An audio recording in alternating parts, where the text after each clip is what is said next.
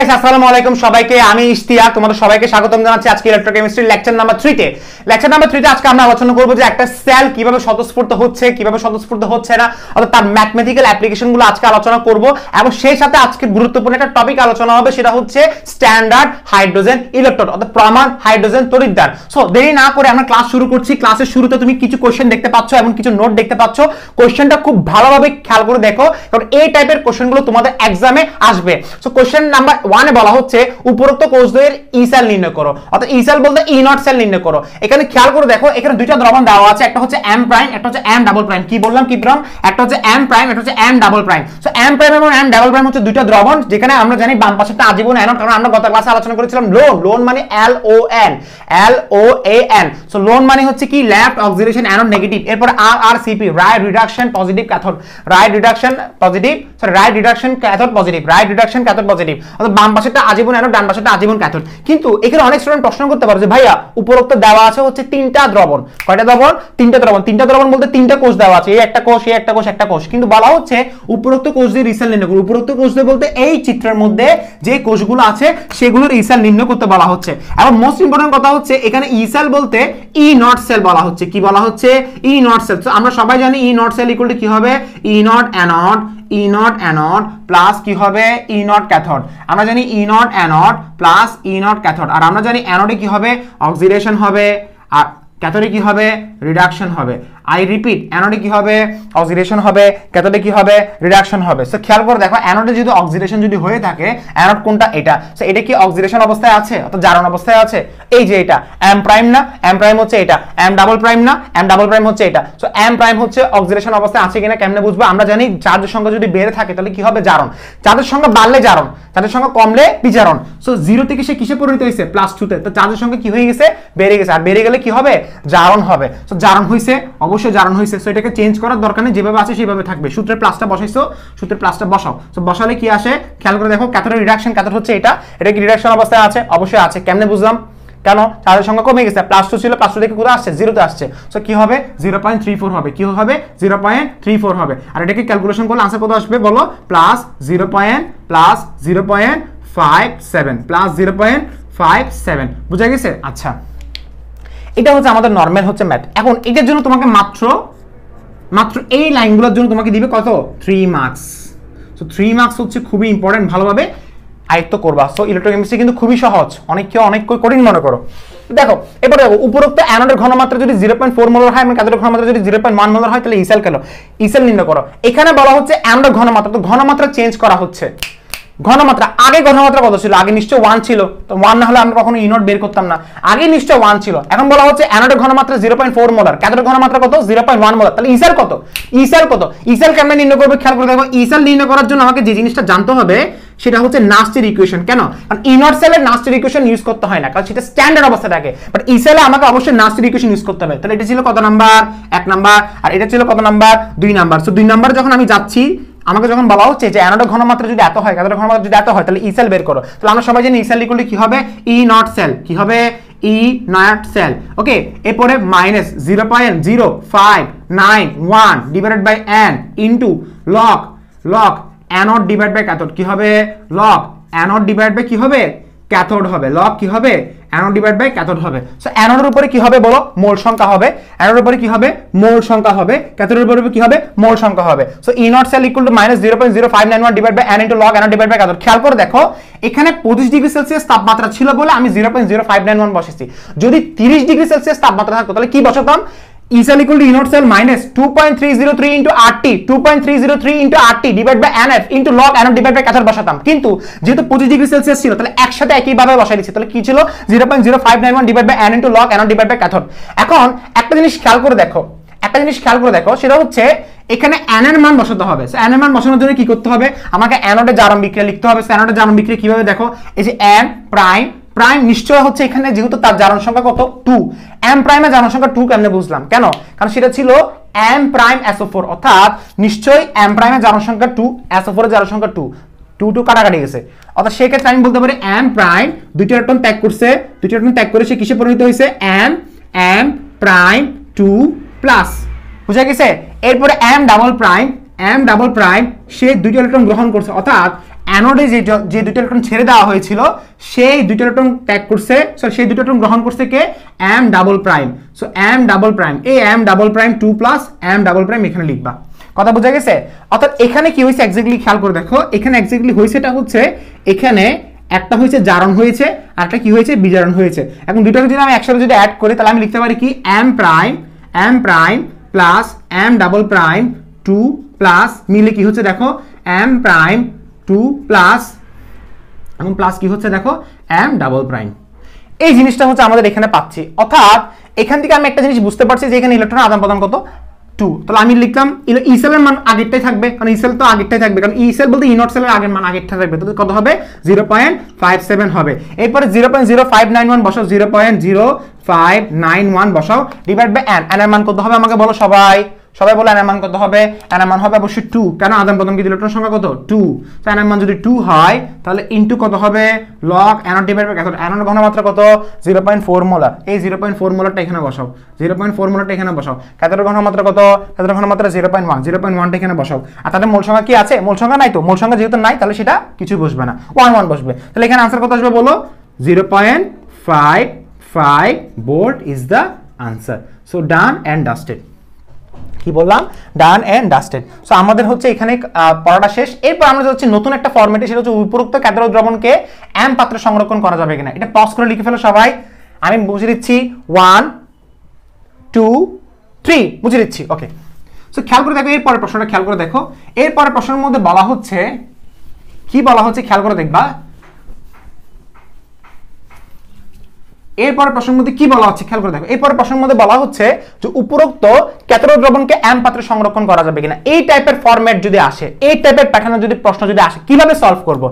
একটা জিনিস মাথায় রাখবা যে 3 নম্বর কোশ্চেনটা সলভ করার সময় একটা জিনিস তোমাকে মাথায় রাখতে হবে, তোমাকে যে পাত্রটা বলা হচ্ছে m পাত্র না, সেটা আজীবন অ্যানোড। কি বললাম, কি বললাম, যে পাত্রটা বলা হচ্ছে সেটা আজীবন অ্যানোড। অর্থাৎ এখানে এখানে খেয়াল করে দেখো, এখানে যে পাত্রের কথা বলবে, এখানে যে পাত্রের কথা বলবে,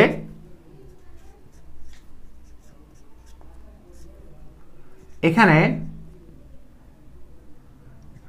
যে পাত্রের কথা বলবে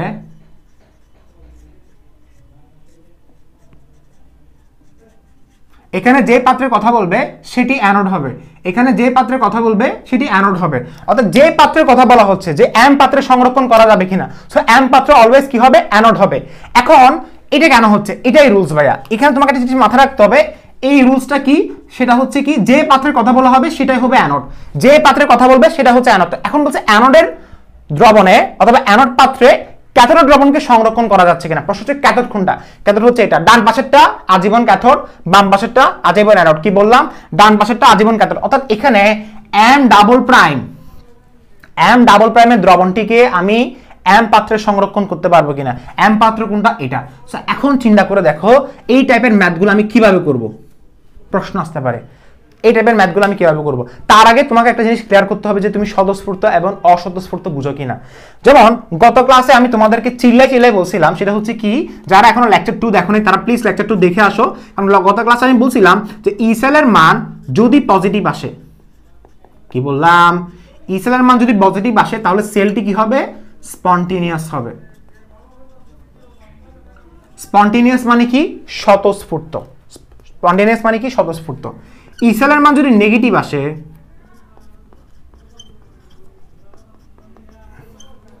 তাহলে সেটা নট স্পন্টেনিয়াস। কি হবে বলো, নট স্পন্টেনিয়াস। ই সেলের মান যদি পজিটিভ আসে তাহলে স্পন্টেনিয়াস হবে, আর ই সেলের মান যদি নেগেটিভ আসে তাহলে সে নট স্পন্টেনিয়াস। কেন, আচ্ছা কেন আমি একটু আলোচনা করি। আচ্ছা সবকিছুর অবশ্যই রিজন আছে, সবকিছুর রিজন আছে। সেটা হচ্ছে কি, যে আমি যখন ডেল-জি লিখেছিলাম গত ক্লাসে, মনে আছে যারা গত ক্লাসটা করেছিল তারা জানো যে ডেল-জি ইকুয়াল টু আমি লিখেছিলাম মাইনাস খেয়াল করে দেখো মাইনাস NF ইনটু ই সেল। কি বলেছিলাম, ডেল-জি ইকুয়াল টু কি বলেছিলাম, মাইনাস NF ইনটু ই সেল। কি বলেছিলাম বলো, ডেল-জি ইকুয়াল টু কি বলেছিলাম, মাইনাস NF ইনটু ই সেল। অর্থাৎ এখানে ডেল-জির মান যদি নেগেটিভ আসে তখনই কোষটি স্বতঃস্ফূর্ত হবে। গত ক্লাসে বলেছিলাম কিনা বলো, ড্যালজির মানটা যদি নেগেটিভ আসে তবেই কোষটি স্বতঃস্ফূর্ত হবে। এখন ড্যালজির মানটা নেগেটিভ আনার জন্য ইসেলার মান কি হতে হবে? পজিটিভ হতে হবে। কমন সেন্স ভাইয়া, ইসেলার মান যদি পজিটিভ হয় প্লাসে মাইনাসে মাইনাস হচ্ছে, আর মাইনাস হলে ড্যালজির মান মাইনাস হলে তবে সেটা স্পন্টেনিয়াস হবে। অর্থাৎ ঘুরে ফিরে একটা কথা, ইসেলার মান যদি পজিটিভ হয় তবে সেটা স্পন্টেনিয়াস হবে। কেন? কারণ ইসেলার মান পজিটিভ হলে ড্যালজির মান নেগেটিভ হবে, আর ড্যালজির মান নেগেটিভ হলে সেটা স্পন্টেনিয়াস হবে। গত ক্লাসে সেটা আলোচনা করেছিলাম। যারা এটা বুঝো নাই তারা প্লিজ লেকচার 2 দেখে আসো। ওকে, এখন খেয়াল করে দেখো, তাহলে পজিটিভ নেগেটিভ হলে স্পন্টেনিয়াস নট স্পন্টেনিয়াস। এখন প্রশ্ন হচ্ছে এটার সাথে উপরোক্ত কোশ্চেনের সম্পর্ক কি? কি বললাম?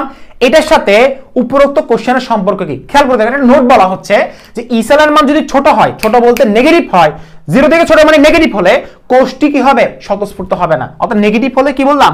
কোষটি স্বতঃস্ফূর্ত হবে না। অর্থাৎ নট স্পন্টেনিয়াস মানে স্বতঃস্ফূর্ত হবে না, অর্থাৎ অস্বতঃস্ফূর্ত হবে। এখানে একটা বিষয় মাথায় রাখতে হবে যে ক্যাথোডের বিজারণ বিভব যদি অ্যানোডের বিজারণ বিভব হচ্ছে কম হয়, ক্যাথোডের দ্রবণটি অ্যানোডের পাত্রে জারিত করতে পারবে না, অর্থাৎ পাত্রটি ক্ষয় হবে না। মাথায় কিচ্ছু ঢোকে নাই। আচ্ছা, এটার জন্য তোমাকে একটা জিনিস মাথায় রাখতে হবে যে আমরা জানি দিয়ে লিখো, আমরা জানি দিয়ে একটা কথা আমরা এখন লিখবো, সেটা হচ্ছে খেয়াল করে দেখবা যে এখানে আমরা জানি ই সেল ইকুয়াল টু অথবা E naught cell equal to E naught cathode minus E naught anode. E cell equal to E naught cathode minus E naught anode. ক্যাথোডে কি হবে? রেড রিডাকশন হবে, অ্যানোডে কি হবে? তাও রিডাকশন হবে। ক্যাথোডে কি হবে? রিডাকশন হবে, অ্যানোডে কি হবে? রিডাকশন হবে। এই ফর্মুলাটা একটু মাথায় রাখো।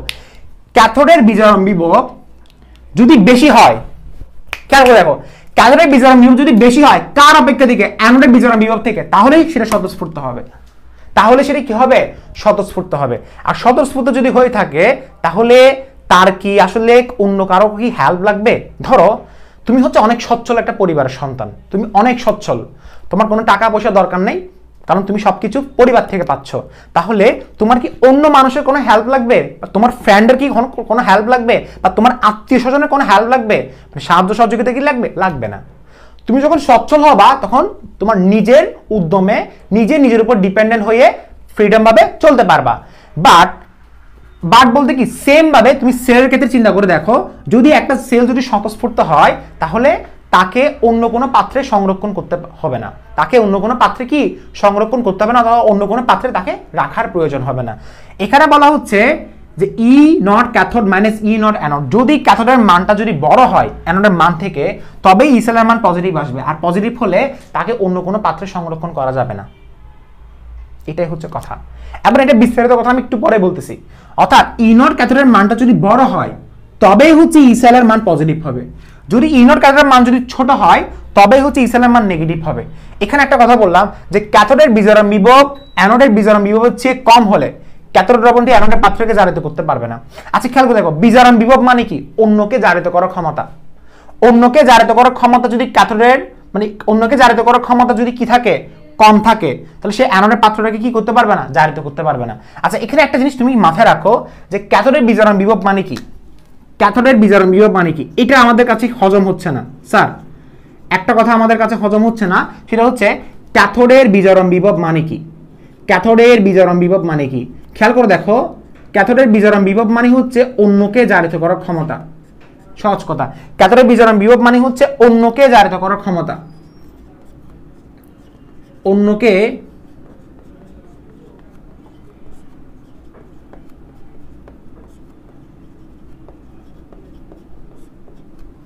ক্যাথোডের বিজারণ বিভব হচ্ছে অন্যকে জারিত করার ক্ষমতা।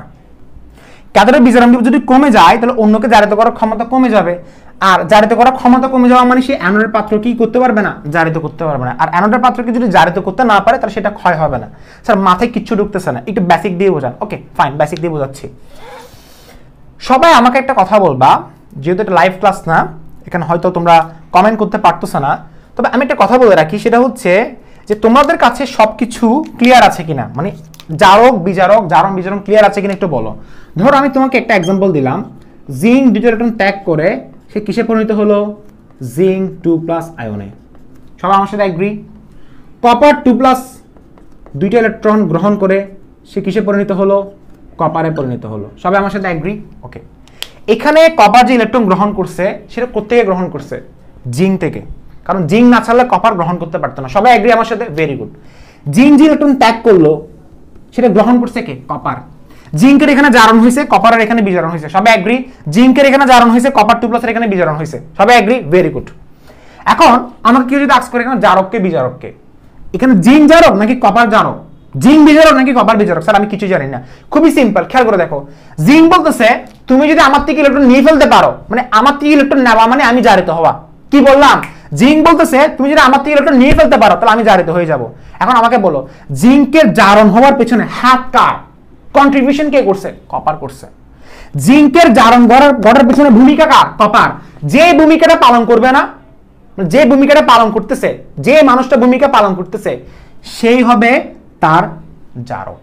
অর্থাৎ আমাকে যদি আস্ক করা হয় জিঙ্কের জারণের পেছনে ভূমিকা কার, অবশ্যই কপারের। কারণ কপার যদি ইলেকট্রন গ্রহণ না করতো তাহলে জিঙ্ক ছাড়লেও লাভ হতো না। কপার গ্রহণ করতেছে বলছে জিঙ্ক ছেড়ে জারিত হওয়ার সুযোগ পাচ্ছে। সো জিঙ্কের জারণের পেছনে ভূমিকা কার? কপারের। সো এখানে কপার হচ্ছে জারক। কপার কে বলো? এখানে কপার হচ্ছে জারক। আর জিঙ্ক ইলেকট্রন ছাড়ছে তাহলে কপার ইলেকট্রন গ্রহণ করলো। এখন খেয়াল করে দেখো কপারের বিজারণের পেছনে ভূমিকা কার? জিঙ্কের। তাহলে জিঙ্ক হচ্ছে বিজারক। কারণ কপার বলতেছে আমি যদি ইলেকট্রন গ্রহণ করতে পারি তবে আমি বিজারিত হব। তাহলে বিজারিত হওয়ার পেছনে হাত কার? জিঙ্কের। সো জিঙ্ক হচ্ছে বিজারক। এখন খেয়াল করে দেখো জারকের ভূমিকা কি? ইলেকট্রন গ্রহণ করা। জারক কি করে? আমরা সবাই জানি জারক হচ্ছে যা যাবি। সহজ কথা, আমরা সবাই জানি জারক হচ্ছে যা যাবি। স্যার যা যাবি মানে কি? গালি দিচ্ছেন নাকি? না না, যা যাবি মানে হচ্ছে যে জারক অপরকে জারিত করে নিজে বিচারিত হয়।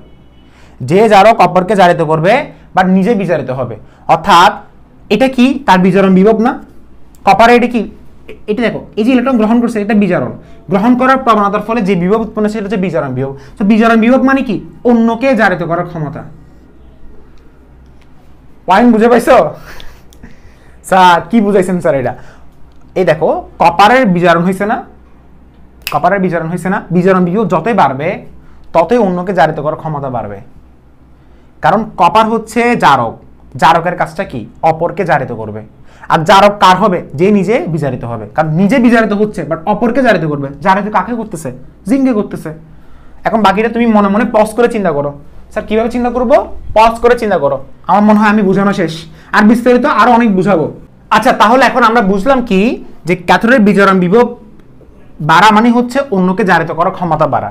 এখানে আমি একটা পয়েন্ট তোমাকে আলোচনা করেছিলাম, সেটা হচ্ছে কি ক্যাথোডের বিজারণ বিভব বাড়া মানে হচ্ছে কি অ্যানোডে অন্যকে জারিত করার ক্ষমতা তার বাড়বে। এতটুকু ক্লিয়ার হয়েছে? আচ্ছা এখন খেয়াল করে দেখো, যদি E naught cell equal to E naught cathode minus E naught anode হয়, অর্থাৎ ক্যাথোডের বিজারণ বিভব যতই বাড়বে অর্থাৎ যতই সেটা বড় হবে অ্যানোডের বিজারণ বিভব অপেক্ষা ততই ই সেলের মান পজিটিভ হচ্ছে। অর্থাৎ এখানে একটা জিনিস ক্লিয়ার হচ্ছে কি যে ই সেল পজিটিভ হবে কিনা, ই সেল পজিটিভ হবে কিনা সেটা ডিপেন্ড করবে এখানে ক্যাথোডের রিডাকশন বড় নাকি অ্যানোডের রিডাকশন বড়। তাহলে ই সেলের মান পজিটিভটা ডিপেন্ড করবে কি ই নট ক্যাথোডের মানের উপরে, ই নট ক্যাথোডের রিডাকশনের উপরে। সো ই নট ক্যাথোডের রিডাকশন যত বেশি বাড়বে তত বেশি সেটা পজিটিভ হবে। কেন? খেয়াল করে দেখো, কারণ ক্যাথোডের মান যদি বড় হয় অ্যানোডের মান অপেক্ষা থেকে তাহলে ই সেলের মান পজিটিভ আসবে। আর পজিটিভ হলে সেটা কি হবে জানো? সেটা স্বতঃস্ফূর্ত হবে। কারণ পজিটিভ হলে সেটা কি হবে? স্বতঃস্ফূর্ত হবে। এখন প্রশ্ন হচ্ছে স্বতঃস্ফূর্ত হলে রাখা যাবে কিনা সেটা কেমনে বুঝবো? যেমন আমি তোমাকে একটা এক্সাম্পল দিচ্ছি, সেটা হচ্ছে ধরো তুমি হচ্ছে স্বতঃস্ফূর্ত আছো, অর্থাৎ তুমি হচ্ছে সচ্ছল পরিবারের সন্তান। সো সচ্ছল পরিবারের সন্তান হলে সুবিধা কি যে তোমার বাইরে থেকে কোনো সাহায্য প্রয়োজন নাই। তোমার ফ্যামিলি বলো, তোমার আত্মীয় স্বজন বলো, অথবা তোমার ফ্রেন্ড সার্কেলে কারো কোনো সাহায্য প্রয়োজন নাই। ঠিক সেমভাবে কোষের ক্ষেত্রে সেমভাবে চিন্তা করে দেখো, সে যখন স্বতঃস্ফূর্ত হবে অর্থাৎ তাকে অন্য কোনো কাছে হস্তান্তর করতে হবে না, অথবা অন্য কোনো কারো কাছে তার সাহায্য কি চাইতে হবে না। তো সেই ক্ষেত্রে যে সে যখন স্বতঃস্ফূর্ত হবে তাহলে তাকে আমি কোনো একটা পাত্রের মধ্যে সংরক্ষণ করতে পারবো না। কেন? কারণটা হচ্ছে খেয়াল করে দেখো, যদি তার মানটা যদি বড় হয়, জারিত করার ক্ষমতা যদি বড় হয়, কারণ মান বড় হওয়া মানে ই নট ক্যাথোডের মানটা বড় হওয়া মানে জারিত করার ক্ষমতা বাড়বে। তো জারিত করার ক্ষমতা কার বাড়বে? ক্যাথোডের বাড়বে। কাকে বাড়বে? অ্যানোডকে বাড়বে। সো অ্যানোডকে জারিত করার ক্ষমতা মানে বুঝো, মনে রাখবা জারিত করা মানে হচ্ছে ক্ষয় করা। স্যার কিছু বুঝি নেই, একটা নতুন কথা শিখো। জারিত করা ইকুয়াল টু ক্ষয় করা। সো জারিত যত বেশি করবে তত বেশি ক্ষয় করবে, আর ক্ষয় করলে তাকে রাখতে পারবো না। তুমি বলতে পারো স্যার এক্সাম্পলের সাথে তো এটা মিলতেছে না, আমি এক্সাম্পলটা অন্যভাবে বুঝাইছি তোমাকে। তবে নর্মালি হচ্ছে যখন ক্যাথোডের বিজারণ বিভব বাড়তে থাকবে, ক্যাথোডের বিজারণ বিভব মানে বাড়া হচ্ছে অন্যকে জারিত করার ক্ষমতা বাড়া। অন্যকে বলতে কাকে? সেটা অ্যানোডকে। সো অ্যানোডকে সে যদি জারিত করে তাহলে অ্যানোডকে সে ক্ষয় করে ফেলবে, তাহলে অ্যানোডের পাত্র আমি রাখতে পারবো না। স্যার মাপে কিচ্ছু ঢুকতেছে না। স্যার আবার বলেন। অর্থাৎ ধরো ইনট ক্যাথোডের মানটা বড় হচ্ছে অ্যানোড থেকে, এটা অর্থ হচ্ছে কি জানো? বিজারণ বিভব বাড়া। বিজারণ বিভব বাড়া মানে হচ্ছে অন্যকে জারিত করার ক্ষমতা বাড়া। অন্যকে জারিত করার ক্ষমতা বলতে অন্যকে কে? অ্যানোডকে। সো অ্যানোডকে জারিত করার ক্ষমতা যতই বাড়বে, কি বললাম অ্যানোডকে জারিত করার ক্ষমতা যতই বাড়বে ততই বেশি সে হচ্ছে কি করবে? ক্ষয় করবে। আর অ্যানোডকে যদি ক্ষয় করে তাহলে অ্যানোডের পাত্রে তাকে রাখা যাবে না। অর্থাৎ জিনিসটা হচ্ছে খুবই সিম্পল, যদি ই সেলের মানটা যদি পজিটিভ আসে তাহলে আমি তাকে সংরক্ষণ করতে পারবো না। কেন? কারণ পজিটিভ আসা মানে ক্যাথোডের মানটা বাড়া। ক্যাথোডের মানটা বাড়া মানে হচ্ছে কি? রিডাকশন ক্ষমতা বাড়া, অর্থাৎ অন্যকে জারিত করার ক্ষমতা বাড়া। তো অন্যকে জারিত করার ক্ষমতা মানে হচ্ছে তাকে ক্ষয় করে দেওয়া, আর ক্ষয় করলে তাকে রাখা যাবে না। অর্থাৎ ঘুরে ফিরে সিম্পল কথা, ই সেলের মান যদি পজিটিভ আসে তাহলে তাকে আমি অন্য কোনো দ্রবণে সংরক্ষণ, অন্য কোনো পাত্রে আমি সংরক্ষণ করতে পারবো না। খেয়াল করে দেখো, এখানে একটা বিষয় মনে রাখা দরকার, ক্যাথোডের বিজারণ বিভব হচ্ছে অ্যানোডের বিজারণ বিভবের মান কম হলে। এটা আবার উল্টা চিন্তা করছি, সেটা হচ্ছে কি? ক্যাথোডের বিজারণ বিভব যদি কমে যায় অ্যানোডের বিজারণ বিভব অপেক্ষা থেকে, তাহলে কি হবে? তখন ক্যাথোডের দ্রবণ কি অ্যানোডের পাত্রকে জারিত করতে পারবে না। যদি ক্যাথোডের দ্রবণ যদি কমে যায়, মানে ক্যাথোডের দ্রবণ বলতে ক্যাথোডের বিভব যদি কমে যায়, মানে বিজারণ বিভব যদি কমে যায় অ্যানোডের বিজারণ বিভব অপেক্ষা, অর্থাৎ কমে যাওয়া মানে কি? অন্যকে জারিত করার ক্ষমতা কমে যাচ্ছে, আর জারিত করার ক্ষমতা কমে যাওয়া মানে ক্ষয় করার ক্ষমতা কমে যাওয়া, অর্থাৎ ক্ষয় করতে পারবে না, আর ক্ষয় না করলে তখন রাখতে পারবে। অর্থাৎ ঘুরে ফিরে একটা কথা, ই সেলের মান যদি পজিটিভ আসে তখন তুমি তাকে সংরক্ষণ করাতে পারবে না, কারণ সে স্বতঃস্ফূর্ত, মানে তাকে অন্য কোনো পাত্রে তুমি সংরক্ষণ করাতে পারবে না। কেন? কারণ সে ক্ষয় করে দিবে, তার কাজটা হচ্ছে সে ক্ষয় করে দিবে। আর সে যদি নেগেটিভ আসে তাহলে সেটা অস্বতঃস্ফূর্ত, তাহলে সে ক্ষয় করতে পারবে না, কারণ নেগেটিভ আসা মানে হচ্ছে তার বিজারণ বিভব কমা, আর বিজারণ বিভব কমা মানে অন্যকে জারিত করার ক্ষমতা কমবে, আর অন্যকে জারিত করার ক্ষমতা কমলে সে ক্ষয় করতে পারবে না। তখন সে কি? তখন তাকে সংরক্ষণ করা যাবে। কথা বুঝে গেছে? সো আমার মনে হয় এই টপিকটা এটা ভালোভাবে সবাই নোট ডাউন করে রাখো, যে কোষটি যদি অস্বতঃস্ফূর্ত হয় তাহলে সেটা কি হবে? তাকে রাখা যাবে। কেন রাখা যাবে? কেন? কারণ সে ক্ষয় করতে পারবে না। অর্থাৎ ঘুরে ফিরে একটাই কথা, যে ক্যাথোডের বিজারণ বিভব যদি বাড়ে, ক্যাথোডের বিজারণ বিভব বাড়া মানে হচ্ছে কি? অন্যকে জারিত করার ক্ষমতা বাড়া। কি বললাম? ক্যাথোডের বিজারণ বিভব বাড়া মানে কি? অন্যকে জারিত করার ক্ষমতা বাড়া। অন্যকে জারিত করার ক্ষমতা বাড়া মানে হচ্ছে সে ক্ষয় করে দিবে। কাকে ক্ষয় করবে? অ্যানোডকে। তাহলে তখন রাখা যাবে না। অর্থাৎ ক্যাথোডের বিজারণ বিভব যদি বাড়ে তাহলে সেটা পজিটিভ হবে, আর পজিটিভ হলে সেটা রাখা যাবে না। জাস্ট নিজেকে একটু পজ করে একটু চিন্তা করে দেখো, যে আসলে ক্যাথোডের বিজারণ বিভব যদি বাড়ে তাহলে ই সেলের মান পজিটিভ হলে রাখা যাচ্ছে না কেন? কারণ ক্যাথোডের বিজারণ বিভব যদি বাড়া, অর্থাৎ তার বিজারণ প্রবণতা বাড়তেছে, অর্থাৎ তার জারিত করার ক্ষমতা, বিজারণ প্রবণতা বলতে বিজারণ বিভব বাড়তেছে, অর্থাৎ তার অন্যকে জারিত করার ক্ষমতা বাড়বে, আর সেই ক্ষয় করে দিবে, আর ক্ষয় করে দিলে রাখা যাবে না। কাকে ক্ষয় করবে? অ্যানোডকে ক্ষয় করবে। বোঝা গেছে? Very good. আমি এখন মুছে দিচ্ছি এটা, মুছে দিচ্ছি। তো এখন পরীক্ষায় যেহেতু প্রশ্ন আসছে যে উদ্দীপকে উপরোক্ত ক্যাথোড দ্রবণকে সংরক্ষণ করা যাবে কিনা, তাহলে কি করব? এখন কি করব? তো ফার্স্ট আমি যে কাজটা করবো সেটা হচ্ছে আমি ই সেলের মানটা বের করব। তো ই সেলের মানটা একটু বের করে দেখাও আমাকে। স্যার কেমনে বের করব? দেখো, ই সেলের মানটা আমি যদি বের করতে যাই, E cell equal to E naught anode এবং E naught cathode. So E cell equal to কি হবে? E naught anode plus E naught cathode, অর্থাৎ ই নট সেল। এটা আমরা এখন ইউজ করব? আমরা এটা ইউজ করব না, এখন আমরা ইউজ করব এখন এটা। সেজন্য আইপেক বলেছিল আসলে ইউজ করা উচিত কোনটা? E naught cathode minus E naught anode. So ক্যাথোডে কি হবে বলো? অক্সিডেশন হবে। সবাই জানো ক্যাথোডে কি হবে? অক্সিডেশন হবে না, ক্যাথোডে রিডাকশন হবে। আর অ্যানোডে কি হবে বলো? তাও রিডাকশন হবে। সো খেয়াল করে দেখো, এখানে পাত্র কোনটা? অবশ্যই এম। তাহলে এম পাত্রটা অ্যানোড অবস্থায় আছে? নাই, এটাকে অ্যানোড অবস্থায় আনো। ই থেকে M2 প্লাস অ্যানোড অবস্থায় আনলে কি হবে বলো? প্লাস 0.77 ভোল্ট হবে। সো লিখো প্লাস 0.77 ভোল্ট। আর এটা সূত্রে মাইনাস আছে না? ওকে, আচ্ছা সরি আমরা একটা জিনিস ভুলেছে। কি ভুলেছে বলো তো? ভুলটা হচ্ছে অ্যাকচুয়ালি মিস্টেক হয়েছে। এম পাত্রটা হচ্ছে অ্যানোড, এম পাত্রটা কি? অ্যানোড। সো এটা অ্যানোডটা পরে আসবে, ক্যাথোডটা আগে লিখে ফেলি। ক্যাথোড কোনটা? অবশ্যই ক্যাথোডের দ্রবণটা এটা ক্যাথোড। সো এটা কি এম প্রাইম না নাকি M double prime? So M double prime. So M double প্রাইমটা কি রিডাকশন অবস্থায় আছে? বিজারণ অবস্থায় আছে? অবশ্যই আছে। সো কি হবে? 0.34 ভোল্ট হবে। আর সূত্রের মধ্যে মাইনাস ছিল। আর অ্যানোড হচ্ছে রিডাকশন। অ্যানোড হচ্ছে কোনটা? এটা কি রিডাকশন অবস্থায় আছে? অবশ্যই আছে। তো এটা কি হবে? মাইনাস 0.77, দুইটাই কিন্তু রিডাকশন অবস্থায় আছে, এইটাও রিডাকশন অবস্থায় আছে, ওইটাও রিডাকশন অবস্থায় আছে। এম ডাবল প্রাইম না, ক্যাথোড বলছে না, সো ক্যাথোড হচ্ছে এম ডাবল প্রাইম, আর এটা হচ্ছে অ্যানোড কোনটা, এমটা। সো এখন খেয়াল করে দেখো এটার আনসার কত আসছে বলো, আনসার কত আসছে। ফার্স্ট অফ অল এটা পজিটিভ আসবে, এটা আমি ড্যাম শিওর। ওকে, সো খেয়াল করে দেখো 7 4 যোগ করলে কত, 1, এরপরে 1 এর সাথে 7 10, অর্থাৎ আনসার কত আসছে দেখো 4 7 11, ওই 1 3 11, অর্থাৎ 1.1 কত 10 ভোল্ট আর কি, 1.10 ভোল্ট। ওকে, আচ্ছা এখন খেয়াল করে দেখো পজিটিভ চার্জ যদি এটা থাকে, পজিটিভ চার্জ যদি এটা থাকে তখন কি করা যায়, 1.1 ভোল্ট মানে কি, পজিটিভ চার্জ 1.1 ভোল্ট মানে কি, সেটা হবে স্পন্টেনিয়াস, সেটা কি স্পন্টেনিয়াস। স্পন্টেনিয়াস যদি হয়ে থাকে, স্পন্টেনিয়াস যদি হয়ে থাকে, খেয়াল করে দেখো স্পন্টেনিয়াস যদি সেটা হয়ে থাকে তাহলে সেটা কি হবে, স্বতঃস্ফূর্ত হবে, সেটা কি হবে, স্বতঃস্ফূর্ত হবে।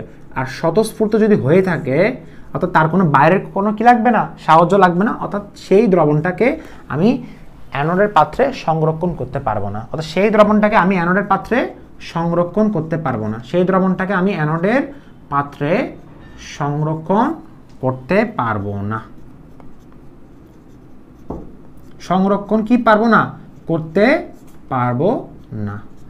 এখন এটার ব্যাখ্যাটা কিভাবে দিবা, ব্যাখ্যাটা দিবা হচ্ছে এটা, কেন, কারণটা কি, যদি ক্যাথোডের বিজারণ বিভব যদি অ্যানোডের বিজারণ বিভব হচ্ছে যদি কি হয়, কম হয়, কম হলে সেটা কি ক্যাথোড দ্রবণটি অ্যানোডের পাত্রকে জারিত করতে পারবে না, অর্থাৎ পাত্রটি ক্ষয় হবে না, তখন সংরক্ষণ করা যাবে। এখন কি হয়েছে জানো, এখন ক্যাথোডের বিজারণ বিভবটা বেশি হয়ে গেছে, তো বিজারণ বিভব যদি বেশি হয়ে যায় অ্যানোডের বিজারণ বিভব অপেক্ষা থেকে, তাহলে ক্যাথোডের বিজারণ বিভব বাড়া মানে হচ্ছে অন্যকে জারিত করার ক্ষমতা বাড়ছে, আর অন্যকে বলতে কাকে, অ্যানোডকে জারিত করার ক্ষমতা বাড়ছে। আর অ্যানোডের যদি জারণ ক্ষমতা মানে অ্যানোডকে যদি জারিত করার ক্ষমতা যদি বেড়ে যায় তাহলে অ্যানোডকে কি করতেছে, সে ক্ষয় করতেছে, আর ক্ষয় করলে আমি কি রাখতে পারবো না। সো আমাদের এই প্যাটার্নটা শেষ, আমরা এখন বলতে পারি ডান অ্যান্ড ডাস্টেড। এই প্যাটার্নে গিয়ে, এই ফরম্যাটে গিয়ে আমরা বলতে পারি এটা আমাদের কাছে ক্লিয়ার, এবং এগুলো তোমরা আরো বেশি বেশি প্র্যাকটিস করবা। অর্থাৎ ঘুরে ফিরে সহজ কথা, ইসেলের মান যদি পজিটিভ হয় তাহলে স্বতঃস্ফূর্ত তাহলে রাখা যাবে না। মানে একটা কথা বলবো, ইসেলের মান যদি পজিটিভ হয়, পজিটিভ হলে স্বতঃস্ফূর্ত, পজিটিভ হয়েছে না, স্বতঃস্ফূর্ত হলে রাখা যাবে না, না ইসেলের মান নেগেটিভ হলে অস্বতঃস্ফূর্ত হলে রাখা যাবে। সো শেষ। এখন আমরা চলে যাচ্ছি স্ট্যান্ডার্ড হাইড্রোজেন ইলেকট্রোডে। এখন আমরা আলোচনা করব প্রমাণ হাইড্রোজেন তড়িৎদ্বার, যেটাকে ইংলিশে বলা হচ্ছে standard hydrogen electrode. Standard hydrogen electrode কেন শেখা ইম্পর্টেন্ট একটু পরেই বুঝবা। ফার্স্ট অফ অল আমরা এটা শিখতে গেলে আমাদেরকে আগে ডেফিনেশনটা দেখতে হবে। ডেফিনেশনে কি বলা হচ্ছে খেয়াল করে দেখো, বলা হচ্ছে 1 মোল ঘনমাত্রার হাইড্রোজেন আয়নের দ্রবণে, অর্থাৎ 1 মোল ঘনমাত্রার যে কোনো একটা হাইড্রোজেন আয়নের দ্রবণ নাও, সেটা HCl হতে পারে, সেটা সালফিউরিক অ্যাসিড হতে পারে। সো 1 মোল ঘনমাত্রার হাইড্রোজেন আয়নের দ্রবণে আমি 25 ডিগ্রি সেলসিয়াস তাপমাত্রায় 1 ATM চাপে প্লাটিনাম তারের মধ্যে দিয়ে হাইড্রোজেন গ্যাস চালনা করলে, কি বললাম প্লাটিনাম তারের মধ্যে দিয়ে হাইড্রোজেন গ্যাস চালনা করলে যে তড়িৎদ্বারটা উৎপন্ন হয় সেটাকে বলা হচ্ছে হাইড্রোজেন তড়িৎদ্বার, অর্থাৎ প্রমাণ হাইড্রোজেন তড়িৎদ্বার। প্রমাণ হাইড্রোজেন তড়িৎদ্বার বোঝার জন্য আমাদেরকে ফার্স্ট আগে জানতে হবে আমাদের কি কি লাগবে। First of all 1 mole HCl দ্রবণ লাগবে, যেখানে আমি একটা কি নিয়েছিলাম, একটা পাত্রের মধ্যে 1 মোল HCl দ্রবণ নিয়েছি। এই 1 মোল HCl দ্রবণের মধ্যে আমি হচ্ছে ফার্স্ট অফ অল একটা গ্লাসের একটা নল নিব, যেটাকে বলা হয় গ্লাস নল। এই দেখতে পাচ্ছ রেড অংশটা, এই গ্লাস নলের মধ্যে হচ্ছে নীল যে অংশটা দেখতে পাচ্ছ সেটাকে বলা হচ্ছে প্লাটিনাম তার। আর এই প্লাটিনাম তারের মধ্যে দিয়ে আমি হাইড্রোজেন গ্যাস চালনা করব, এবং হাইড্রোজেন গ্যাসের চাপ কত হবে 1 ATM। সো 1 ATM চাপে প্লাটিনাম তারের মধ্যে দিয়ে যে হাইড্রোজেন গ্যাস চালনা করলে, অথবা হাইড্রোজেন গ্যাস চালনা করলে যে তড়িৎদ্বারটা উৎপন্ন হচ্ছে সেটাকে বলা হচ্ছে প্রমাণ হাইড্রোজেন তড়িৎদ্বার। অর্থাৎ ডেফিনেশনটা খুবই সিম্পল, এটা বলবা যে 1 মোল ঘনমাত্রা, চিত্র দেখে রেখে বলো যে 1 মোল ঘনমাত্রার HCl অথবা 1 মোল ঘনমাত্রার হাইড্রোজেন আয়নের দ্রবণে 25 ডিগ্রি সেলসিয়াস তাপমাত্রায় 1 ATM চাপে প্লাটিনাম তারের মধ্যে দিয়ে হাইড্রোজেন গ্যাস চালনা করলে যে তড়িৎদ্বার উৎপন্ন হয় সেই তড়িৎদ্বারকে বলা হচ্ছে প্রমাণ হাইড্রোজেন তড়িৎদ্বার। সো এখানে ফার্স্ট অফ অল আমরা দেখি যে ভিতরের মেকানিজমটা কি রকম, ভিতরে কি কি রিঅ্যাকশন হচ্ছে। সো প্রথমত তুমি প্রমাণ অবস্থা বলতে 25 ডিগ্রি সেলসিয়াস তাপমাত্রা এবং 1 ATM চাপ। সো প্রমাণ অবস্থায় তুমি হাইড্রোজেন গ্যাস চালনা করলে প্লাটিনামের পাতটা, অর্থাৎ প্লাটিনামের এই পাতটা, পাত বলতে এই কালো অংশটা, এই কালো অংশটা হচ্ছে আমার হাইড্রোজেন গ্যাসটাকে কি করে নিবে, শোষণ করে নিবে। তো শোষণ করে নিচ্ছে এবং শোষিত অবস্থায়, তো শোষণ কিভাবে করে একটু দেখো, খেয়াল করে দেখো। শোষণ করতেছে অ্যাকচুয়ালি হচ্ছে হাইড্রোজেনের ইলেকট্রনটা ছেড়ে দিয়ে, অর্থাৎ হাইড্রোজেনের জারণটা হচ্ছে শোষণ। অর্থাৎ প্লাটিনামের পাতটা হচ্ছে হাইড্রোজেন গ্যাস কিভাবে শোষণ করে জানো, হাইড্রোজেন যখন তার নিজের ইলেকট্রনটা ছেড়ে দিবে তখনই সে নিজে শোষিত হবে। অর্থাৎ প্লাটিনামের পাতটা হচ্ছে হাইড্রোজেন গ্যাস শোষণ করবে কিরকম, হাইড্রোজেন দুইটা ইলেকট্রন ত্যাগ করে 2H+ আয়নে পরিণত হবে এবং এই ত্যাগকৃত ইলেকট্রনটা অথবা এই ছেড়ে দেওয়া ইলেকট্রনগুলো গ্রহণ করবে কে আমার HCl এর বিয়োজিত H+ আয়ন কি বললাম HCl এর বিয়োজিত H+ আয়নটা তো HCl এর বিয়োজিত H+ আয়নটা আমার ওই ছেড়ে দেওয়া দুটো ইলেকট্রন গ্রহণ করে সে হাইড্রোজেন গ্যাসে পরিণত হবে এবং হাইড্রোজেন গ্যাসটা হচ্ছে বুদবুদ আকারে নিচ থেকে উপরে কি হয়ে যাবে বেরিয়ে যাবে অর্থাৎ এই হাইড্রোজেন গ্যাসগুলো বুদবুদ আকারে বের হয়ে যাবে এবং বের হওয়ার পরে এখানে একটা সাম্য অবস্থা তৈরি হয় সেই সাম্য অবস্থাকে বলা হচ্ছে এখানে কি ছিল হাইড্রোজেন এবং সেটা কিসে পরিণত হয়েছিল 2H+ আয়নে সো 2H+ আয়নে পরিণত হওয়ার পরে সে আবার 2H+ থেকে আবার হাইড্রোজেন গ্যাসে পরিণত হয় এবং বুদবুদ আকারে গ্যাসটি বের করে দেয় তো এখানে যে অবস্থাটা তৈরি হচ্ছে অথবা যে তড়িৎদ্বারটা উৎপন্ন হচ্ছে সেই তড়িৎদ্বারকে বলা হচ্ছে আমার হাইড্রোজেন তড়িৎদ্বার রিমেম্বার এই তড়িৎদ্বারে কোনো কি নাই কোনো মেটাল নাই এই তড়িৎদ্বারে কোনো মেটাল অর্থাৎ কোনো ধাতু নাই খেয়াল করে দেখো এখানে প্লাটিনাম তারটা কেন নেওয়া হয়েছে কারণ এখানে যদি তুমি হাইড্রোজেন তড়িৎদ্বারে যদি একটা মেটাল থাকতো বা ধাতু থাকতো তাহলে ওই ধাতুটা কিন্তু হাইড্রোজেনের সাথে বিক্রিয়া করে ফেলতো অর্থাৎ ভিতরের মেকানিজমগুলো হতো না মানে ভিতরে ইনার মেকানিজমগুলো হতো না অর্থাৎ তারা নিজেদের মধ্যে বিক্রিয়া করে ফেলতো সো প্লাটিনাম তারটা যেহেতু নিষ্ক্রিয় সেজন্য এটা ব্যবহৃত হয়েছে যাতে আমার ভিতরের মেকানিজমগুলো কি হয় সংগঠিত হয় জাস্ট কিছু না 1 মোল ঘনমাত্রা H+ আয়নের দ্রবণে 25 ডিগ্রি সেলসিয়াস তাপমাত্রায় 1 ATM চাপে প্লাটিনাম তারের মধ্যে দিয়ে হাইড্রোজেন গ্যাস চালনা করলে যে তড়িৎদ্বার উৎপন্ন হবে সেটাকে বলা হচ্ছে প্রামাণ হাইড্রোজেন তড়িৎদ্বার এখানে কিছু তোমাকে বৈশিষ্ট্যগুলো মুখস্থ করতে হবে বৈশিষ্ট্যগুলো কি কি যেমন ক্যারেক্টারিস্টিক্স আমি যদি বলি তার কিছু বৈশিষ্ট্য আছে ক্যারেক্টারিস্টিক্স সো ক্যারেক্টারিস্টিক্স গুলো ভালোভাবে আলোচনা করবা সেটা কিভাবে আলোচনা করবে খেয়াল করে দেখো এখানে এক নাম্বার হচ্ছে এটা হচ্ছে গ্যাস আয়ন তড়িৎদ্বার এটা কিন্তু মেটাল না এটা কিন্তু ধাতব তড়িৎদ্বার না এটা কি আমাকে বলো এটি হচ্ছে গ্যাস আয়ন তড়িৎদ্বার এটি হচ্ছে গ্যাস আয়ন তড়িৎদ্বার সো কেউ যদি আস্ক করে এটি কি ধরনের তড়িৎদ্বার এটি হচ্ছে গ্যাস আয়ন তড়িৎদ্বার লিখতে পারবা সবাই এটি হচ্ছে গ্যাস আয়ন তড়িৎদ্বার শেষ এক নাম্বার পয়েন্ট দুই নাম্বার হচ্ছে এটি রেফারেন্সকৃত একটা ইলেকট্রন এটি কি একটা রেফারেন্সকৃত একটা ইলেকট্রন দুই নাম্বার পয়েন্টটা খুবই ইম্পর্টেন্ট এটি হচ্ছে একটা রেফারেন্সকৃত একটা ইলেকট্রন আমার কেউ যদি আস্ক করে এটি কি এটি হচ্ছে একটা রেফারেন্সকৃত ইলেকট্রন এটি হচ্ছে রেফারেন্সকৃত একটা ইলেকট্রন কি বলো এটি হচ্ছে রেফারেন্স মানে বুঝো মানে এটা রেফার করবে অ্যাকচুয়ালি এটা রেফারেন্সকৃত আচ্ছা কার রেফারেন্সকৃত প্রশ্ন আসতে পারে কার রেফারেন্সকৃত এটা হচ্ছে আইউপ্যাক রেফারেন্সকৃত যদি প্রশ্ন আসে যে কার রেফারেন্সকৃত এটা হচ্ছে আইউপ্যাক রেফারেন্সকৃত IUPAC আইউপ্যাক রেফারেন্সকৃত একটি ইলেকট্রোড এটি আইউপ্যাক রেফারেন্সকৃত একটি ইলেকট্রোড কি বললাম এটি আইউপ্যাক রেফারেন্সকৃত একটি ইলেকট্রোড মনে থাকবে এটি আইউপ্যাক রেফারেন্সকৃত একটি ইলেকট্রোড ওকে অর্থাৎ এই ইলেকট্রোড দ্বারা অন্যান্য ইলেকট্রোডের তড়িৎদ্বার বিভব নির্ণয় করা হবে কেন কারণটা কি বললাম এই ইলেকট্রোড দ্বারা এখানে আমি জাস্ট এটা দাঁড়িয়ে দিলাম এই ইলেকট্রোড দ্বারা কি বললাম দেখো এই ইলেকট্রোড দ্বারা অন্যান্য ইলেকট্রোড দ্বারা অন্যান্য ইলেকট্রোডের তড়িৎদ্বার বিভব নির্ণয় করা হয় কি বললাম এই ইলেকট্রোড দ্বারা অন্যান্য ইলেকট্রোডের কি বললাম বলো অন্যান্য ইলেকট্রোডের তড়িৎদ্বার বিভব নির্ণয় করা হয় অন্যান্য ইলেকট্রোডের তড়িৎদ্বার বিভব নির্ণয় করা হয় আচ্ছা কেন কারণটা হচ্ছে এর তড়িৎদ্বার বিভব হচ্ছে সবসময় শূন্য দ্বারা হয় মানে এটাকে আসলে শূন্য দ্বারা হচ্ছে অর্থাৎ এটার উপর থেকে যারা যাবে বা নিচ থেকে যারা আসবে তাদের তড়িৎদ্বার বিভবটা কি করা হবে গণনা করা হবে অর্থাৎ এটা হচ্ছে আইউপ্যাক কর্তৃক রেফারেন্সকৃত ইলেকট্রন যার তড়িৎদ্বার বিভব শূন্য দ্বারা হয় কেন কারণ এটা সাম্য অবস্থায় থাকে অর্থাৎ ভেতরে ইনার মেকানিজম গুলো হচ্ছে কি সাম্য অবস্থায় থাকার কারণে অর্থাৎ যতটুকু হচ্ছে হাইড্রোজেন গ্যাস তৈরি হচ্ছে ততটুকু হাইড্রোজেন প্লাস আয়ন তৈরি হচ্ছে অর্থাৎ জিনিসটা সাম্য অবস্থা অর্থাৎ ব্যালেন্স অবস্থায় আছে যেখানে বলা হচ্ছে এখানে আমার বিভবটাই হবে কি শূন্য অর্থাৎ কারণটা হচ্ছে কি কারণ তার তড়িৎদ্বার বিভব অর্থাৎ তার ইলেকট্রন পটেনশিয়াল যেটাকে বলা হয় কারণ তার ইপি আমি যে ইংলিশে লিখতেছি ইপি তার ইপি হচ্ছে শূন্য এখানে ইপি বলতে দুই ধরনের ইপি থাকে একটা হচ্ছে কি সরি এখানে ইলেকট্রন পটেনশিয়াল শূন্য মানে হচ্ছে স্ট্যান্ডার্ড ইলেকট্রন পটেনশিয়াল অর্থাৎ তার প্রমাণ তড়িৎদ্বার বিভব শূন্য এখন প্রমাণ তড়িৎদ্বার বলতে তার জারণ তড়িৎদ্বার বিভব শূন্য আবার বিজারণ তড়িৎদ্বারও বিভব শূন্য ঠিক আছে এখানে 3 নাম্বার পয়েন্টে খেয়াল করে দেখো 3 নাম্বার পয়েন্টটা হচ্ছে এখানে অ্যানোড এবং ক্যাথোড দুই ধরনের অর্ধকোষ বিক্রিয়া সংঘটিত হয় কি বললাম এখানে অ্যানোড এবং ক্যাথোড এখানে কি এখানে অ্যানোড এবং ক্যাথোড এখানে অ্যানোড এবং ক্যাথোড দুই ধরনের অর্ধকোষ বিক্রিয়া সংঘটিত হয়। এখানে অ্যানোড এবং ক্যাথোড দুই ধরনের, কি বললাম, দুই ধরনের অর্ধকোষ বিক্রিয়া সংঘটিত হয়। এখানে অ্যানোড এবং ক্যাথোড দুই ধরনের অর্ধকোষ বিক্রিয়া সংঘটিত হয়। এখানে অ্যানোড এবং ক্যাথোড দুই ধরনের অর্ধকোষ বিক্রিয়া সংঘটিত হয়। এখানে অ্যানোড এবং ক্যাথোড দুই ধরনের অর্ধকোষ বিক্রিয়া সংঘটিত হয়, অর্থাৎ এখানে অ্যানোডেরও বিক্রিয়া সংঘটিত হয়, ক্যাথোডেরও বিক্রিয়া সংঘটিত হয়। যেমন অ্যানোডের বিক্রিয়া যেটা সংঘটিত হয় সেটা একটু কিছুটা আলোচনা করো। ধরো আমি অ্যানোডের বিক্রিয়াটা কিভাবে সংঘটিত হচ্ছে একটু খেয়াল করে দেখো। অ্যানোডে সবসময় কি হয়, জারণ হয়। যেমন এখানে যে বিক্রিয়াটা সংঘটিত হচ্ছে এটা হচ্ছে অ্যানোডের অর্ধকোষ বিক্রিয়া। তো অ্যানোডের অর্ধকোষ বিক্রিয়া হচ্ছে এই জিনিসটা। এখন এটাকে তুমি হচ্ছে কিভাবে সংক্ষেপে সাজিয়ে লিখবা এটা আমি একটু বলে দিব। খুবই সিম্পল, খেয়াল করে দেখো। এখানে হাইড্রোজেন আছে না, হাইড্রোজেন সে কিসে পরিণত হয়েছে বলো, সে 2H প্লাসে পরিণত হয়েছে। সো হাইড্রোজেন এবং প্লাটিনাম তারটা না, প্লাটিনাম তারটা দিছো এবং এখানে একটা স্ল্যাশ চিহ্ন দাও এবং দিছো এখানে কি 2H প্লাস। এটা হচ্ছে অ্যানোডের অর্ধকোষ। শেষ, এটা হচ্ছে অ্যানোডের অর্ধকোষ। আচ্ছা তুমি অ্যানোডের অর্ধকোষটাকে এইভাবে না লিখে আরেকভাবে লিখতে পারো। স্যার কিভাবে লিখবো, সেটা হচ্ছে খুবই সিম্পল, এভাবে লিখতে পারো, এভাবে লিখতে পারো। সেটা কিভাবে লিখবো আমি তোমাকে বলতেছি, খেয়াল করে দেখো।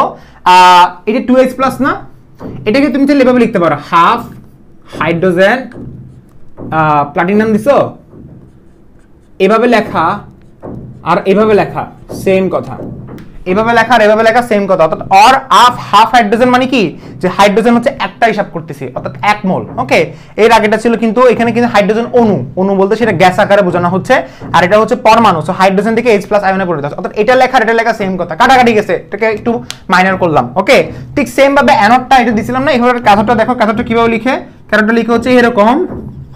ক্যাথোডটা কিরকম ছিল দেখো, ক্যাথোডের বিক্রিয়াটা ছিল এরকম না। সো এখানে হাইড্রোজেন H2 ছিল, H2 ছিল নাকি এটা ছিল, সরি এটা ছিল 2H প্লাস না। সো আমি লিখলাম এখানে 2H প্লাস মিলে এখানে হয়েছে কি H2। ওকে, সো এটাকে আমি অড দিয়ে এভাবে লিখতে পারি, যেমন এভাবে যেরকম লিখেছিলাম ঠিক সেভাবে এভাবে লিখতে পারো যে 2H প্লাস, সো 2 লেখা যাবে না এখানে, আমি এখানে লিখলাম হচ্ছে হাফ H2। শেষ, বুঝা গেছে? এটা হচ্ছে ক্যাথোডের অর্ধকোষ বিক্রিয়া। কেন? কারণ ক্যাথোড হচ্ছে কি চার্জ সংখ্যা কমে যায় +1 থেকে 0 তে, আর এটা হচ্ছে 0 থেকে +1 এ। আমার মনে হয় আনসার এখানে শেষ তোমাদের। ওকে, আচ্ছা বুঝা গেছে? সো আমাকে কি যদি আস্ক করে প্রমাণ হাইড্রোজেন তড়িৎদ্বার কাকে বলে, তুমি বলবা 1 মোল ঘনমাত্রা H+ আয়ন দ্রবণে 25 ডিগ্রি সেলসিয়াস তাপমাত্রায় 1 atm চাপে প্লাটিনাম তারের মধ্যে দিয়ে হাইড্রোজেন গ্যাস চালনা করলে যে তড়িৎদ্বার উৎপন্ন হয় তাকে বলা হচ্ছে প্রমাণ হাইড্রোজেন তড়িৎদ্বার। সো আশা করি এটা বোঝা শেষ। সো খুবই সিম্পল, চিত্র দেখে দেখে আনসারটা বলে দিবা। আমার মনে হয় না এখানে তেমন একটা বোঝার কিছু আছে। ওকে, সো এটা আমি ফুল মুছে দিচ্ছি, এখানে আমার কোনো কাজ নেই। ক্যারেক্টারিস্টিক্সটা আশা করি তোমাদের রাখা হচ্ছে, মানে বৈশিষ্ট্যটা। ওকে, আচ্ছা খেয়াল করে দেখো তাহলে। সো এখানে আমাদের এটা কত নাম্বার গেল, 3 নাম্বার গেল, তাই না? আচ্ছা, সো 3 নাম্বার যাওয়ার পর আমরা চলে যাচ্ছি এখন কয় নাম্বারে, 4 নাম্বারে। 4 নাম্বারে চলে যাচ্ছি। আচ্ছা 4 নাম্বারে হচ্ছে এটির এসআরপি, সরি এটির এসওপি এবং এসআরপি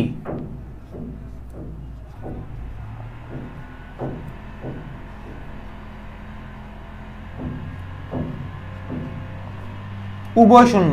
অর্থাৎ এটা স্ট্যান্ডার্ড অক্সিডেশন পটেনশিয়ালও শূন্য, আবার স্ট্যান্ডার্ড রিডাকশন পটেনশিয়াল শূন্য। অর্থাৎ তাদের কি হবে, মানে তাদের তড়িৎদ্বার বিভব, যেহেতু আমি একটু আগে বলেছিলাম যে তাদের তড়িৎদ্বার বিভব অর্থাৎ স্ট্যান্ডার্ড ইলেকট্রোড পটেনশিয়াল যেহেতু শূন্য, তাহলে তাদের অবশ্যই এসআরপি এবং এসআরপি শূন্য। কারণ এসইপি হচ্ছে দুই ধরনের, একটা হচ্ছে এসআরপি, একটা হচ্ছে এসওপি। এসইপি মানে কি বলো, স্ট্যান্ডার্ড ইলেকট্রোড পটেনশিয়াল অর্থাৎ প্রমাণ তড়িৎদ্বার বিভব। আর এসআরপি মানে কি, এসওপি মানে কি, স্ট্যান্ডার্ড অক্সিডেশন পটেনশিয়াল, যার নাম হচ্ছে প্রমাণ জারণ তড়িৎদ্বার। এটা হচ্ছে প্রমাণ বিজারণ তড়িৎদ্বার, অর্থাৎ তাহলে সবগুলো শূন্য। এখন আমরা কিছু ম্যাথমেটিক্যাল অ্যাপ্লিকেশন দেখতেছি। হ্যাঁ, ম্যাথমেটিক্যাল অ্যাপ্লিকেশনগুলো সবাই ভালোভাবে খেয়াল করে দেখো। ম্যাথমেটিক্যাল অ্যাপ্লিকেশন, এই ম্যাথমেটিক্যাল অ্যাপ্লিকেশনগুলো একটু ভালোভাবে খেয়াল করে দেখবা। এখানে আনসারে বলা হচ্ছে, সরি আনসার বলতেছি, কোশ্চেনে বলা হচ্ছে যে 25 ডিগ্রি তাপমাত্রায় 25 ডিগ্রি সেলসিয়াস তাপমাত্রায় আমার তড়িৎদ্বার বিভব নির্ণয় করো। যেখানে নিচে হচ্ছে তোমাকে ডাটা দেওয়া থাকবে তড়িৎদ্বার বিভব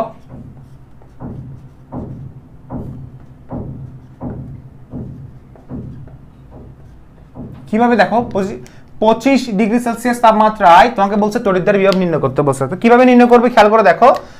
ফার্স্টে তোমাকে কোশ্চেনটা দেওয়া থাকবে এরকম, ধরো H2SO4 দেওয়া আছে, H2SO4 দেওয়া আছে, এখানে হচ্ছে হাইড্রোজেন দেওয়া আছে, আর এখানে প্লাটিনাম তারটা এভাবে দেওয়া আছে, বোঝা গেছে? আচ্ছা, এবং খেয়াল করে দেখবা এখানে ঘনমাত্রা দেওয়া আছে, এটার ঘনমাত্রা দেওয়া আছে কত, সালফিউরিক অ্যাসিডের ঘনমাত্রা 0.05, ওকে, মোলার।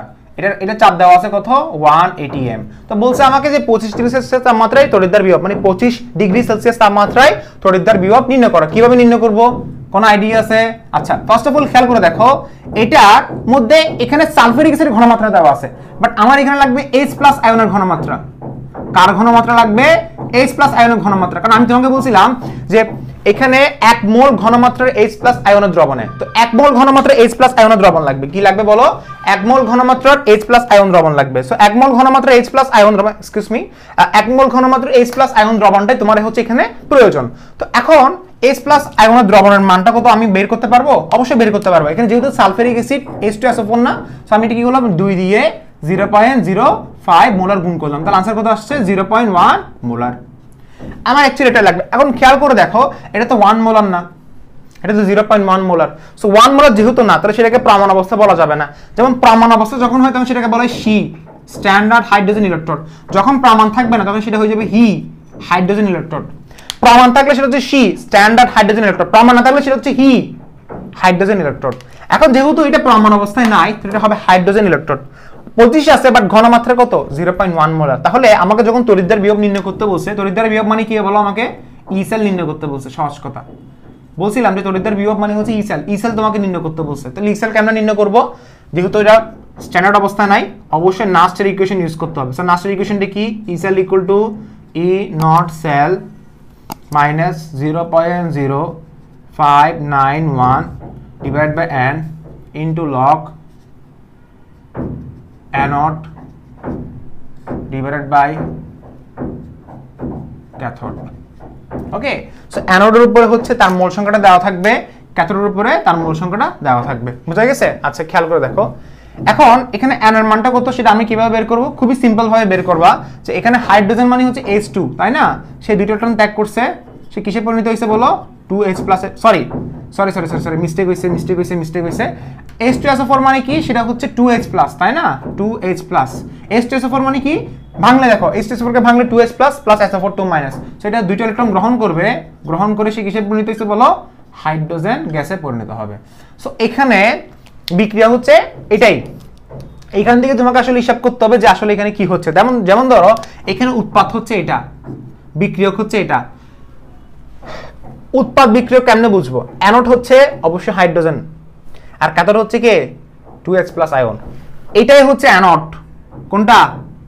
এটাই হচ্ছে অ্যানোড। আচ্ছা অ্যানোড হচ্ছে এটা। উৎপাদ সবসময় অ্যানোড থাকবে, এক্সট্রিমলি সরি। অ্যানোড হচ্ছে এটা, কারণ এটা ইলেকট্রন ছাড়বে, যে ইলেকট্রন ছাড়বে সেটা অ্যানোড হবে। আর ক্যাথোড কোনটা? এটা। মাথায় ঢুকছে?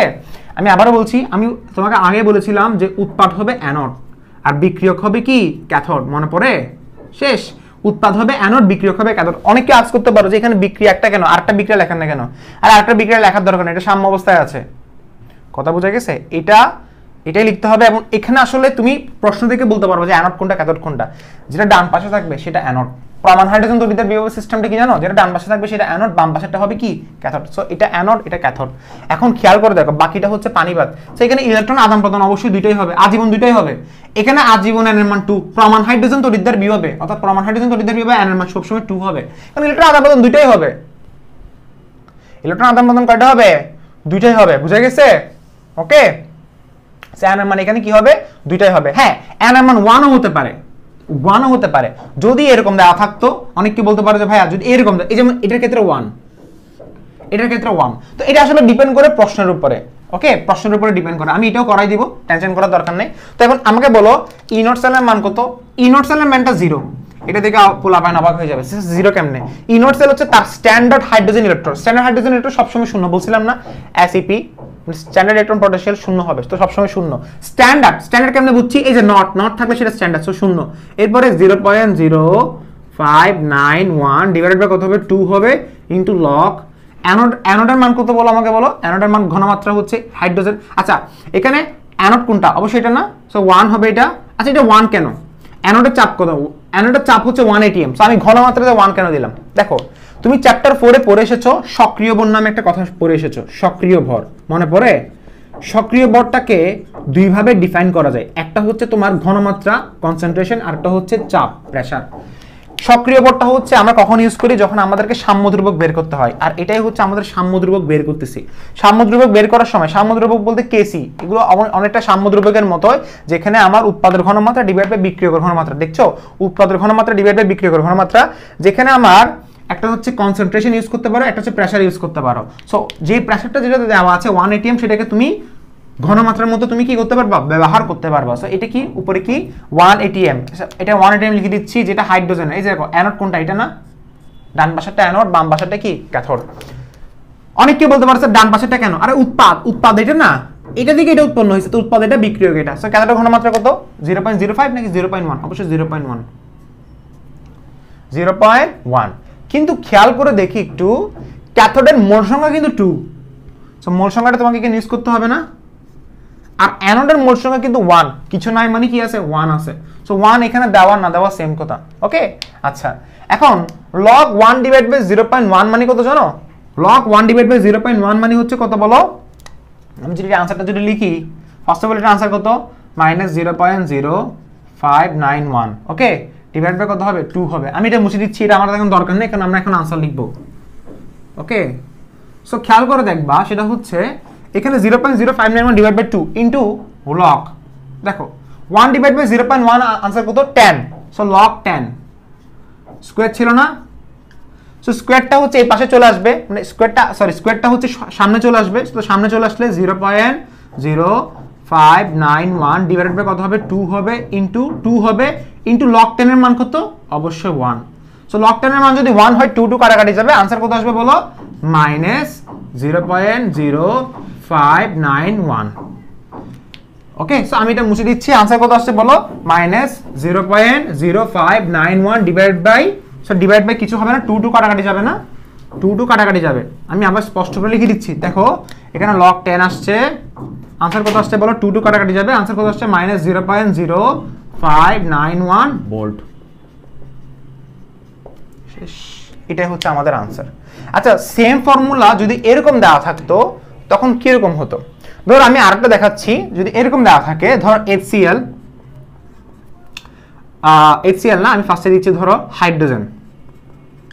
হাইড্রোজেনে কি দেওয়া আছে, এরকম দেওয়া আছে হাফ, এরকম দেওয়া আছে প্লাটিনাম, ওকে, এবং এখানে দেওয়া আছে HCl।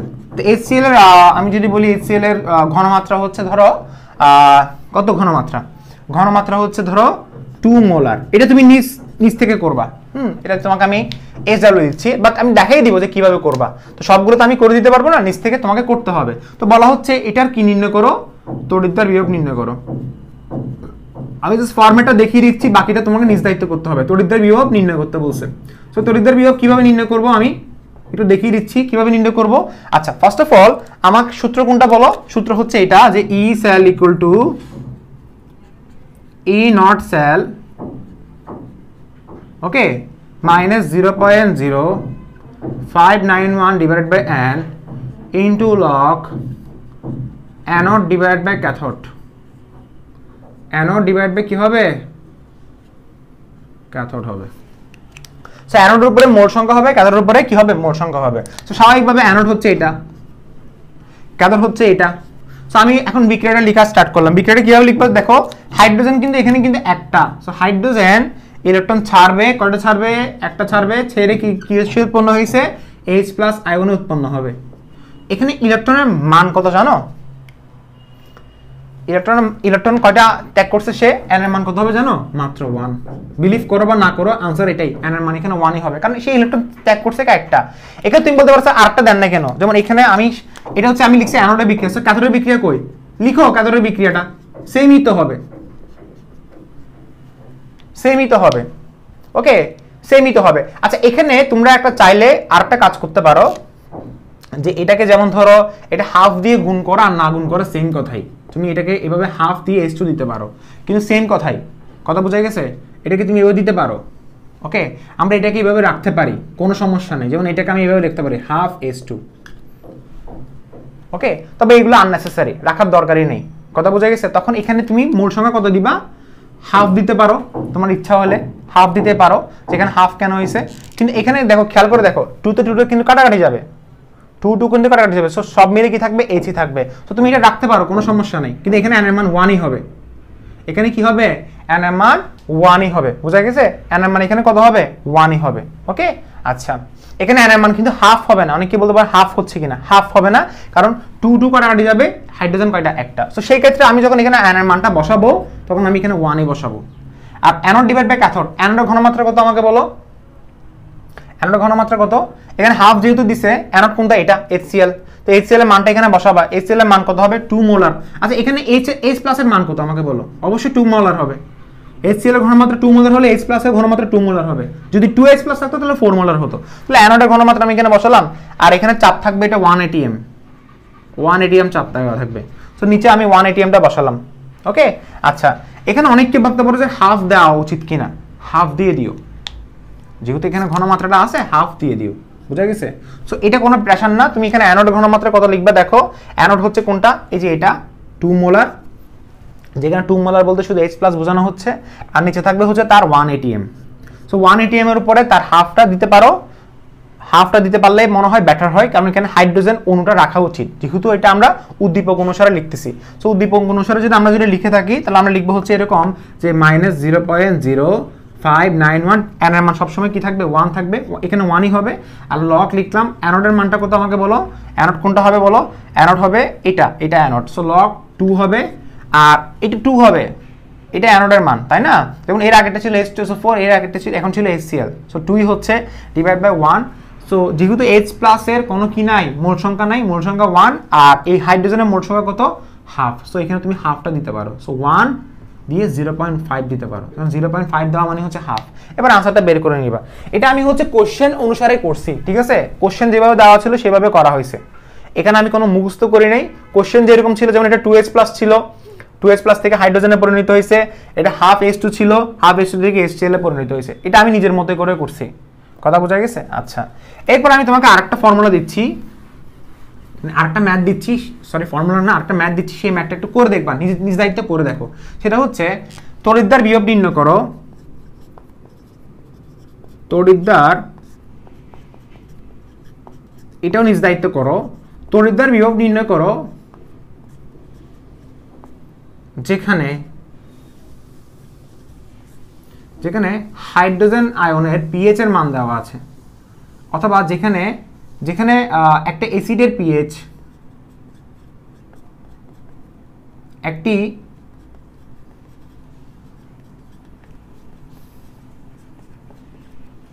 অ্যাসিডের পিএইচ দেওয়া আছে কত, যেখানে একটা অ্যাসিডের পিএইচ দেওয়া আছে কত, 10, যেখানে একটা অ্যাসিডের পিএইচ দেওয়া আছে কত, ওকে, যেখানে অ্যাসিডের পিএইচ দেওয়া আছে অথবা দ্রবণের পিএইচ দেওয়া আছে কত, 10, যেখানে অ্যাসিডের পিএইচ বলতে পারো অথবা দ্রবণের পিএইচ, কারণ দুইটাই সেম আসলে, দ্রবণের পিএইচ দেওয়া আছে কত, 10। ওকে, আচ্ছা এখন এটা দেখতে কিরকম দেখো, প্লাটিনাম হাইড্রোজেন দেওয়া আছে, এভাবে দিয়ে দিবা প্লাটিনাম হাইড্রোজেন, আর হচ্ছে তার ধরে নিতে পারো সেটা হচ্ছে সে দেওয়া আছে এরকম H প্লাস আয়ন দ্রবণ, ওকে, এরকমই দেওয়া আছে, ওকে, H প্লাস আয়ন দ্রবণ দেওয়া আছে, বোঝা গেছে। আচ্ছা এখন তাহলে এটা কি করব, H প্লাস আয়ন দ্রবণ ধরতে পারো, না হলে এটা 2H প্লাস আয়ন ধরতে পারো, 2H প্লাসই ধরো, ওকে, হাইড্রোজেন দুটো ত্যাগ করে 2H প্লাসে পরিণত হচ্ছে, আমার মনে হয় এটাই বেস্ট। ওকে, আচ্ছা সো এটার ঘনমাত্রা আমরা এখন বের করব। তো খেয়াল দেখো পিএইচ এর মান যদি 10 দেওয়া থাকে, ঘনমাত্রা তো কোনো ব্যাপারই না, H প্লাসের ঘনমাত্রা বের করা কোনো ব্যাপার, H প্লাসের ঘনমাত্রা কেমনে বের করব, খেয়াল করে দেখো,